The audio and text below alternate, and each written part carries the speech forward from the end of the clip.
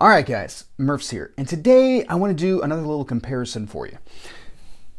Specifically centering around AKs. Now, right now, AKs are incredibly popular and prices on them are skyrocketing. A lot of guys have been pursuing AKs in the past couple of years as a kind of AR-15 alternative, something different, something new to be able to train around, instead of getting tired doing the same old thing on the AR-15s or seeing the same information on the AR-15s. Now, with this background knowledge, a lot of these guys are trying to apply AR-15 type manual of arms or ergonomics to the AK platform. Now, 10 years ago, this would have been a very difficult task to be able to do. However, the AK aftermarket has really expanded in the last few years. And as much as there's some things that you have to kind of take into account whenever it is that you're working around an AK, you can still adapt them a lot in order to be able to better suit your overall needs at the end of the day. Very similar to an AR-15, though not quite at the same level. Now, what this starts to bring about is an interesting question of build versus buy, which again, AR-15 owners are very used to hearing this type of argument. There's a lot of discussion that goes back and forth on those types of things. And what I specifically want to approach today are things that involve the AK. Now, I want to do kind of a little bit of a wider discussion on the overall AK platform. Now, you have your traditional AK or AKM type layout. However, there are such things as AK variants, and a lot of people like to sometimes use a very vague association in order to be able to call something an AK variant. And this is something that I want to go ahead and address right now at kind of the beginning of our overall discussion.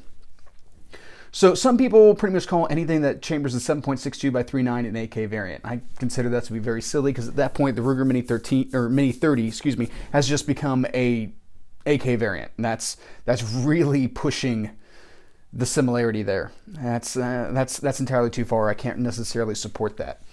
Now, some people will come back to the magazines. Well, a magazine is what makes something an AK variant. I disagree with this as well because now we're looking at AR-15 layouts like the CMMG Mutant to suddenly be AKs purely because of a magazine. That doesn't make any sense. There's a lot of differences in overall construction, manual of arms, accessibility to accessories, all those types of things that are very different from your average AK. However, there are plenty of rifles that are still AK variants. So what makes an AK variant? And that is the receiver, in my opinion. You still need to have an AK or AKM styled receiver in order to be able to have an AK variant. So this, at this point, covers the Yugoslav or now Serbian M70, the Galil family of rifles all the way up to the present generation, as well as things like the Valmet rifles along those same lines, even back to the barrel. Probably saying that wrong, but regardless, rifles like that which have a AKM or AK base receiver that is and then have been adapted around whatever that military or individual's requirements were in order to be able to have that weapon be viable for them. That's what makes an AK variant. It's the receiver, in my opinion. Everything else falls more in the category of AK alternative. All right, guys, now a couple things that we need to go ahead and discuss with this. This video is going to be quite long, so I apologize for that in advance. If you're in a hurry or you're trying to get just specific information, go ahead and check the description. I will have annotated there where different parts of the video pick up so you can get the information that you actually want. Now, along with this, we have shooting footage and also quite a few things that we're going to discuss overall as kind of the ins and outs of being able to run these rifles. Now, with those caveats kind of outlined, let's go ahead and discuss what rifles it is that we're talking about. So, what I have for this discussion and comparison today is this Romanian WASR 1063, borrowed from a friend of mine, which has been heavily modified and now kind of looks like some sort of AK space gun, as well as my IWI Galil Ace Generation 1, previously reviewed on the channel, link in the description. Now, why would you want to modify an AK into the AR type layout? Is this somebody, you know, putting too much crap on their guns or you know, some gun running around thinking that they're a Tacti-Cool guy and all that type of stuff? Not necessarily. The issue with most of your base AKs is that they are not readily adaptable to what I consider to be the big three of a fighting rifle: light, sling, and optic. So with that being the case, some people who are wanting to utilize their rifles in that manner as serious defensive or fighting type rifles are going to have to make some updates and changes to their rifles. Now, this, of course, puts them at odds with the kind of AK purist crowd, the guys who say, "Niet, rifle perfect." they're at odds at this point, and there is something to be said for a bare bones AK, especially if you're looking for something that's like period correct. However, I'm not necessarily looking to fight with something that's period correct. I'm not looking to go back to 1965 or pretend like I'm going back to 1965 and fight with just an iron-sighted AK. I want to be able to take advantage of current trends and tactical capability. So that is why optimizing AKs for my purposes is something that's interesting to me and something that I want to compare for the build versus buy concept. So, by the way, if you want to know more about the 3 things that make a fighting rifle, I have a video on that as well, link in the description.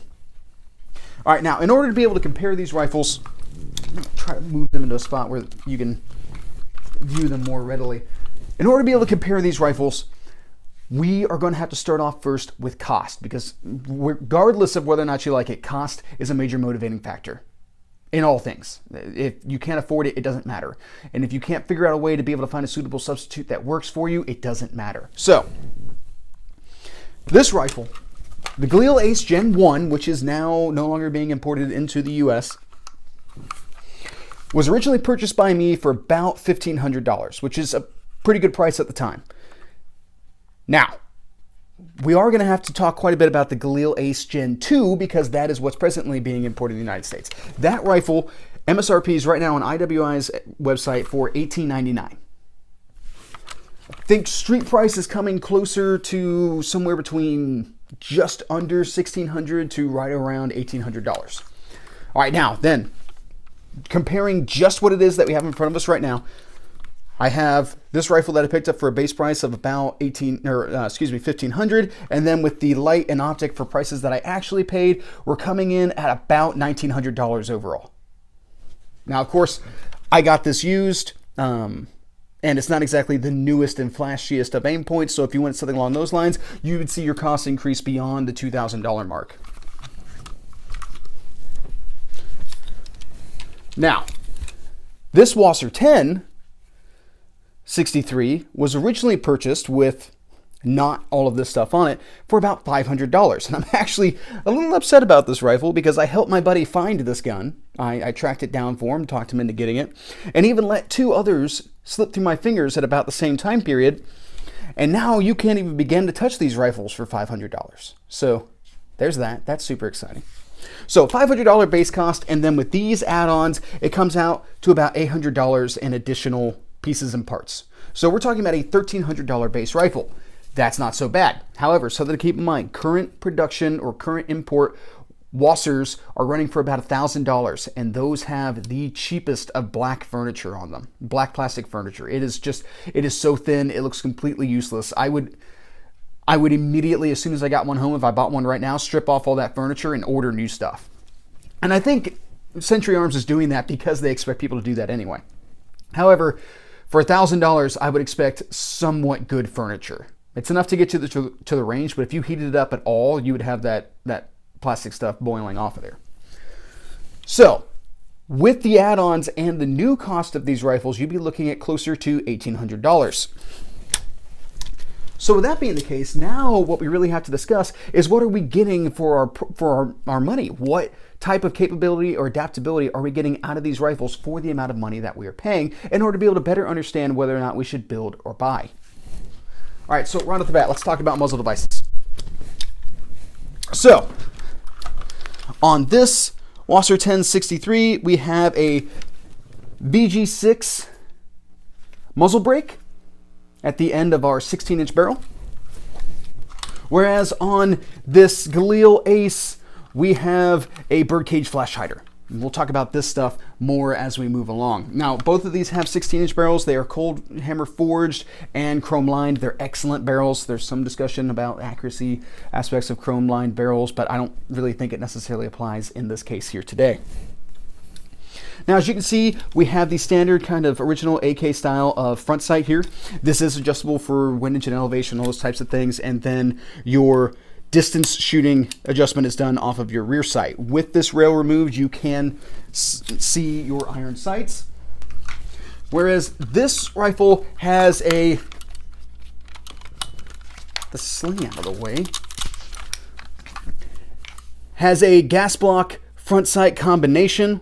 as well as the front sight is adjustable for elevation. The PEEP rear sight is adjustable for windage, and this also has tritium night sights included. Now, these are excellent sights, and this is really fantastic if you wanted to run this rifle as a kind of bare bones rifle where you just had the iron sights and a light and a sling, and that was all you're going to be able to utilize to fight with this rifle. I would understand that completely. You would still have a passive night fighting capability, which is important in night type confrontations, as well as the ability to be able to identify threats and then do all the stuff you need to be able to do with a sling.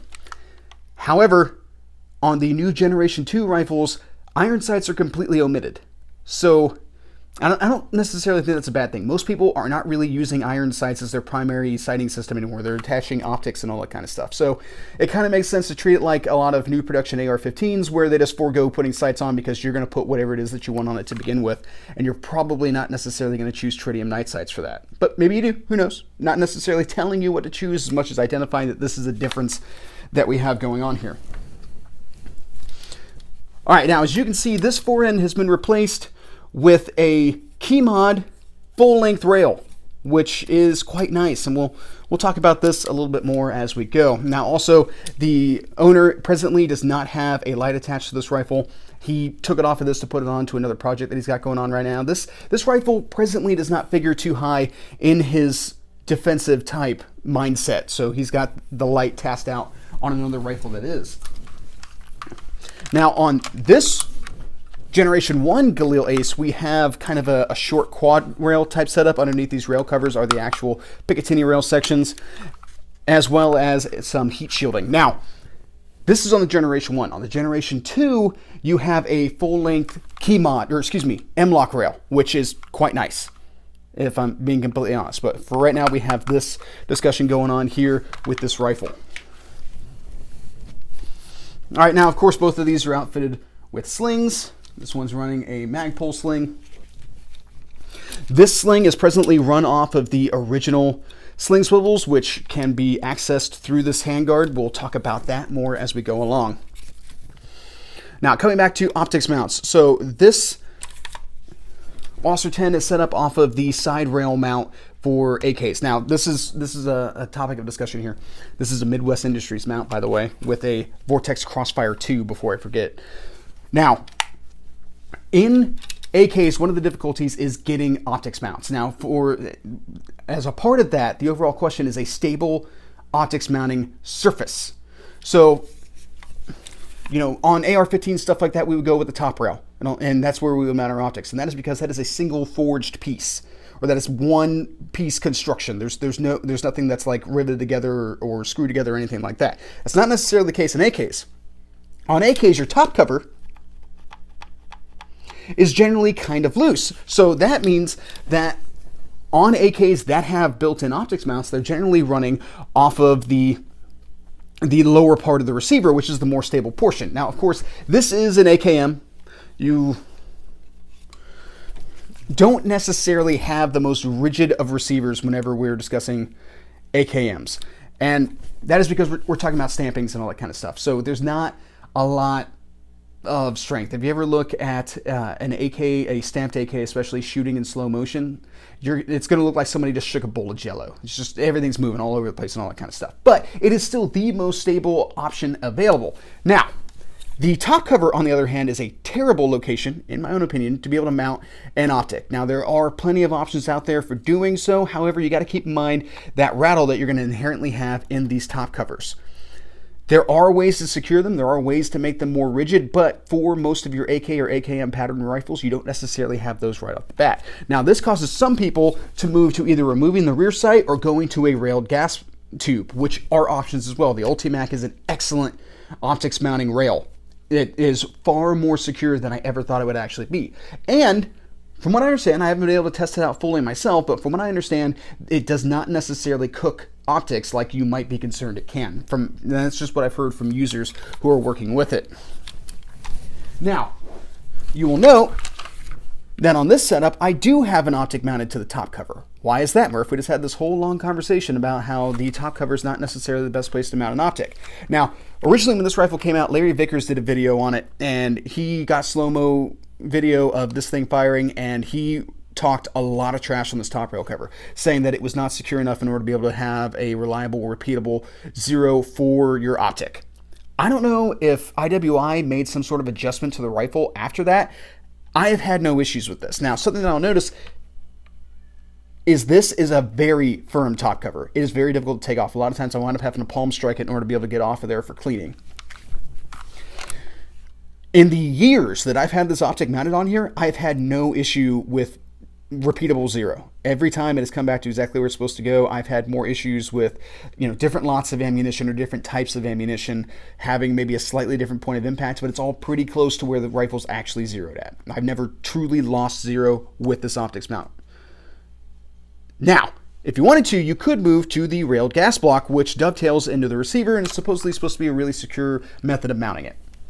To each their own on that one. Now, of course, we have Comp M2 on this one.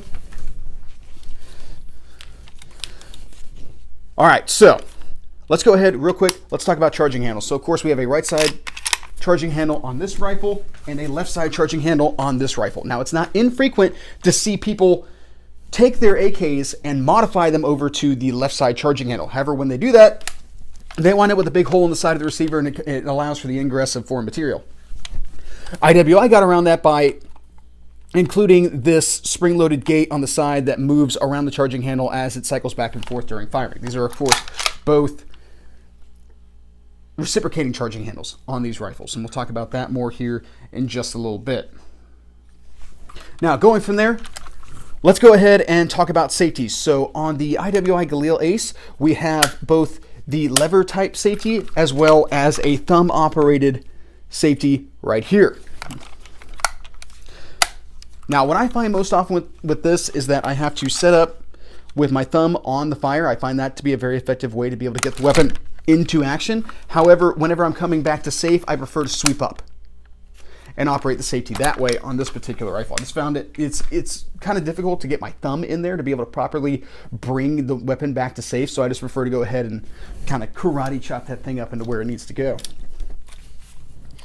This rifle, on the other hand, utilizes the standard AK safety / dust cover right there.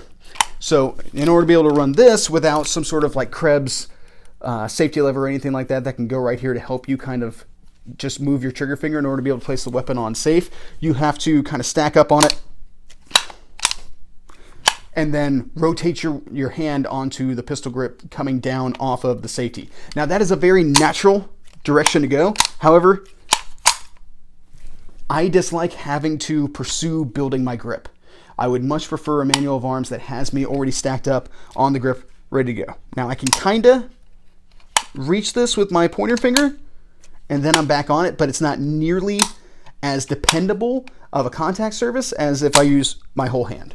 That's just something that I noticed overall. And that's the overall discussion that we have to have right here whenever we're talking about this type of stuff, guys. It's not necessarily worthwhile to get into a debate about, gross motor movements versus fine motor movements. Shooting in general, running rifles in a practical, tactical manner involves a lot of gross and fine motor movements. There's no way to get away from it overall. What you have to decide are what are repeatable, reliable gross motor movements for you. Something that you can do every time on demand in order to be able to build that speed, that rep, that consistency. Those are the important things that you have to discuss there. All right, enough about safeties. All right, let's talk about magazine wells. All right, in general, on AKs, you've got a lot of tolerance in magazine wells, and with a wide variety. Standard AK layouts, AKMs, AK alternatives, or AK variants, all that type of stuff. You're going to find a lot of rifles don't like some magazines and do like others. In this case, with this Galil Ace, at one point I bought a US Palm magazine, tried to put it in here. The ribs on the side of the magazine would not allow it to get past this magazine well. So that wouldn't work with this. Now, these WASR 10s originally came in with single stack magazines and then got cut out in order to be able to accept double stack magazines. So those have a wide variety of tolerances associated with them, in addition to already AKs from different manufacturers having different tolerances to go with. So this rifle has had no issue locking in any of the magazines that I have. However, some have a little bit more wobble than others. And again, if you ever looked at slow-mo of an AK firing, that magazine moves around a lot, regardless of how tight it locks in. That magazine's going to move a bit. All right, now, the interesting thing kind of sticking with the magazine well thing for a little bit longer here. This entire lower portion here is plastic that attaches to the receiver. This is one piece. All of the actual mechanism and housing, everything that requires this gun to work is up here, not necessarily down here, trigger included. So this has an actual magazine well that you wouldn't necessarily normally associate with an AK as opposed to this WASR. Now that also means, coming back to pistol grips, you're pretty much stuck to whatever it is that IWI designates this pistol grip to be, as opposed to this WASR, which works with standard AK grips. This actually has a Magpul attached to it right now. All right, now having talked about that, let's go ahead and talk about the buttstocks. Both of these have telescoping side folding buttstocks. This one's a Magpul.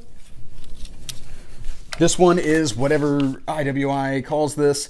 The new Generation 2s will work with AR buttstocks, which is kind of nice. So something to consider there. And again, like I said before, this has a very stiff latch, side folding and telescoping. All right, now both of these rifles are incredibly overgassed, which is normal for AKs. Mac, when he first got a hold of one and put a video out on it, he affixed a suppressor to his and immediately had the bolt outrunning the follower and just kept having malfunctions. So you got to be careful about that with AKs in general, especially if you have something with a lot of back pressure on a lot of back pressure suppressor on an already overgassed system, but also apparently the Galil Ace specifically. Now this rifle is actually running a reduced recoil buffer spring, and we'll talk about that more once we get into the shooting portion. All right, guys, I think I pretty much covered one more thing. Just remembered, mag changes. Now, we talked about magazine fitment earlier. What about mag changes? Now, there's a lot of different ways to go about mag changes on these particular rifles. So there used to be the cool guy, your rifle ran dry, so now you secure your new magazine and then you use it to sweep the magazine release and the empty magazine out, rock the magazine into position, run your charging handle, and then get right back down onto the rifle.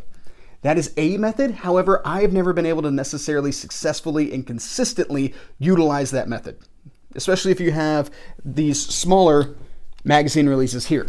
That is a time that you might want to look into, and I see some newer production AKs coming with them, a little bit of an extended magazine release lever. Now, for a little while with the Galil Ace, something that I was doing was my gun would run dry. I would rotate up into workspace. I would allow the pistol grip to sink into the web of my hand. I would extend my pointer finger along the trigger guard, which would then bring me in contact with the magazine release, and then I would sweep out the old magazine, rock in the new magazine, run my charging handle, and get right back into work. The issue became one time I missed the magazine release and swept in my forearm very violently, and I hit the metal rib on the back of a steel magazine, and that really hurt. So then I stopped utilizing that method. So now what I do is I secure my new magazine, I extend my thumb, I sweep out against the latch and the old magazine, sweep those out of the way, rock in the new mag, run the charging handle, and get back into work. All right, guys, I think that pretty much covers features, and we've covered cost. Let's go ahead and start putting these things to work shooting. All right, so first off, let's go ahead and talk about one reload ones.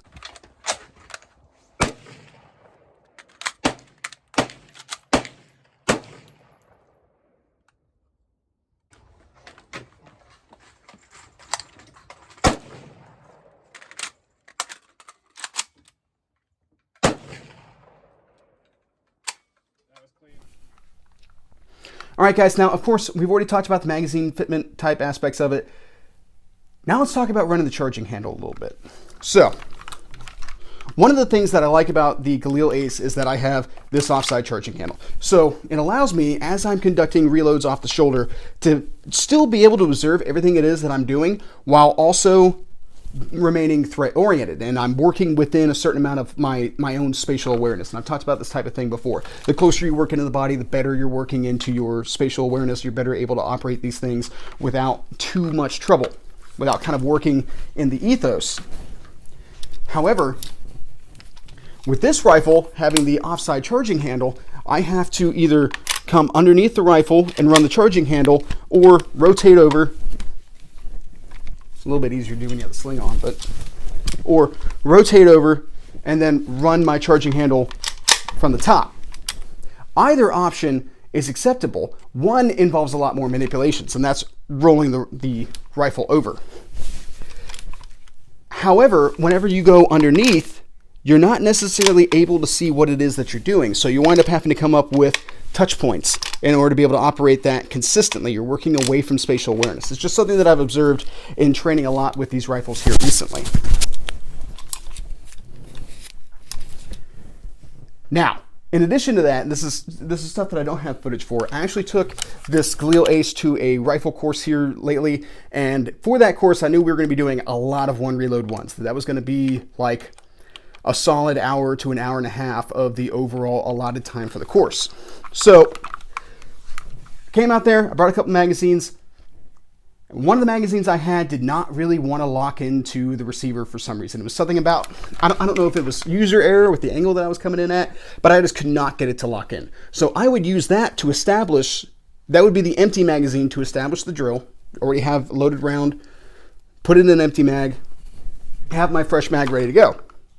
And then I would go through the drill and fire my rounds, everything was good. Up until it became time to reset the drill.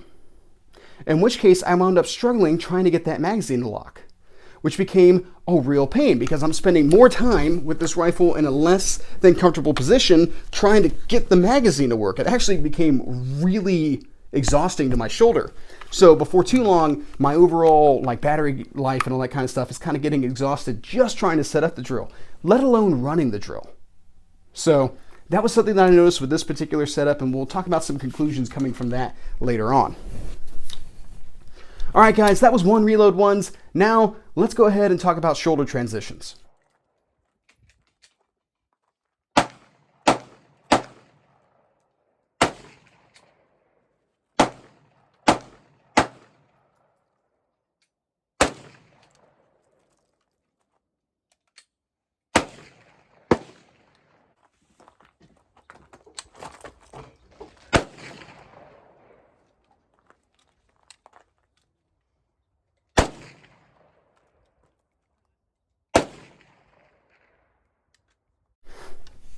All right, guys, both rifles work just fine for shoulder transitions. I had no real issues with them.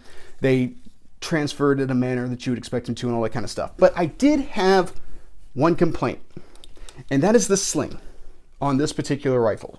Well, really, both rifles don't necessarily have the best slings. These are fairly basic slings overall. However, my issue with this is the sling swivel placement. It happens to be in the exact same spot that I want to build my grip at. And it's kind of annoying. I often wind up kind of grabbing it. It makes me wind up wonky on my grip, which both the owner and I, neither one of us particularly like this hand stop, but you know, it's on the rifle, might as well put it to work. Now, this is of course easily rectified. You can go ahead and get some sort of sling attachment point that fits into this key mod rail here, and then you would do away with that problem overall. Just presently, the owner has continued to run the standard sling swivel.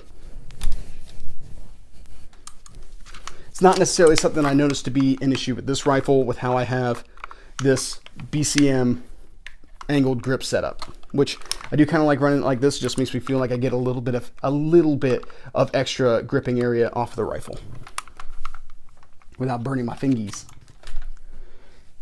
Okay, so that was shoulder transitions. Now let's go ahead and talk about mag dumps. Now, for the mag dump portion here, guys, I did not dump an entire magazine. I just fired a shot string. So let's go ahead and check out that footage.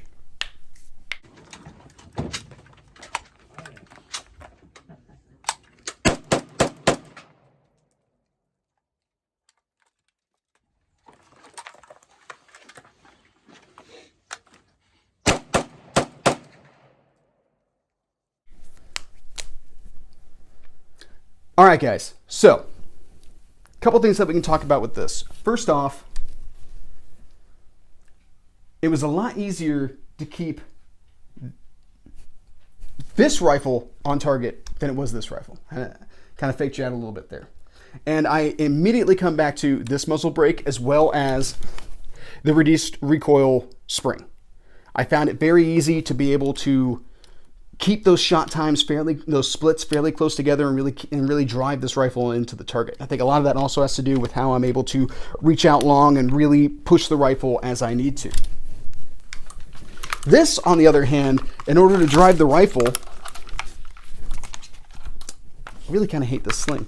In order to be able to drive the rifle, I have to kind of chicken wing my arm just a little bit, and I don't particularly care for that. In addition to that, this A2 birdcage flash hider doesn't do a whole lot, so that kind of slows down my splits a little bit. I noticed that quite consistently for a little while. Now, something else that I noticed, something I haven't mentioned yet, is weight. So this rifle comes in at right about 7.5 pounds.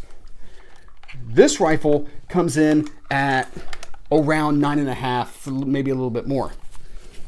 So about 2 pounds of difference shouldn't be that big of a deal, right? But the biggest thing that is different between these two rifles is the balance. This is very front heavy.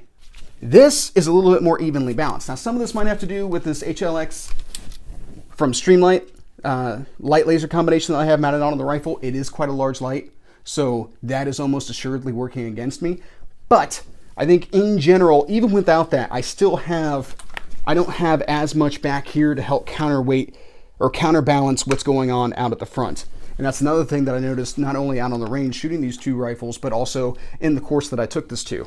It was really a lot of strain to keep this thing on target, especially once I switched over to doing the one reload ones, having to really support a lot of that balance. It's almost easier at that point to just come back. See, I went to the wrong location there for a second. Is to come back into a workspace type reload and run the charging handle and all that kind of stuff that way. I think that's what I'm gonna have to shift to on this particular rifle going on into the future.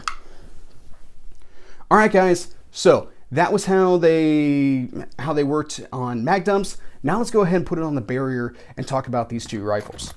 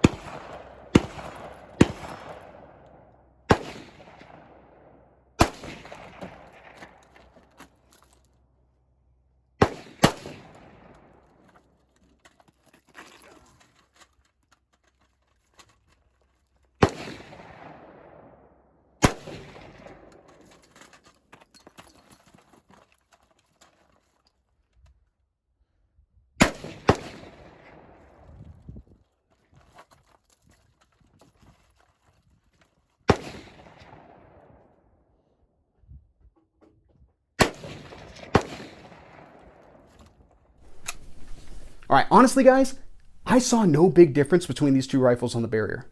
And that's kind of surprising because we have this muzzle brake on this particular rifle where I would normally guess I would wind up with a lot of concussion coming back on me. I didn't even notice. In fact, the owner of the rifle, who was actually doing the filming at the time, mentioned that when I was down in these super low positions, I blew a crater in the ground with this muzzle brake, didn't even notice. It did not affect my ability to be able to engage targets or operate around the rifle at all. And really, both of these were pretty easy to work around. I had no real complaints or anything like that. I really did expect this to have been an issue, and I completely forgot that I was even expecting that. Like, it just ran smooth. It ran easy. And I really appreciate that overall. Now, of course, both rifles were reliable. I've had no issues. They're accurate enough, though I will say the Galil Ace is a little bit more accurate. All right, guys, so what are my thoughts and conclusions on this overall? Honestly, when it comes to build versus buy, there's a couple things you got to take into account whenever you're looking at building out an AK. And that is that some of the parts, or a lot of the parts, are going to require hand fitting. handguards and all that kind of stuff, there's a lot of variance in AK design and AK like tolerances. So you might have to do a little bit of sanding, maybe even a little bit of dremeling or something like that in order to be able to get your parts to fit. If that's something that you're not comfortable with, because unlike ARs, AKs are far more intensive on hand tools and measurements and all that kind of stuff, then maybe that's not what you should be getting into. You should be looking at more of a ready-to-go rifle.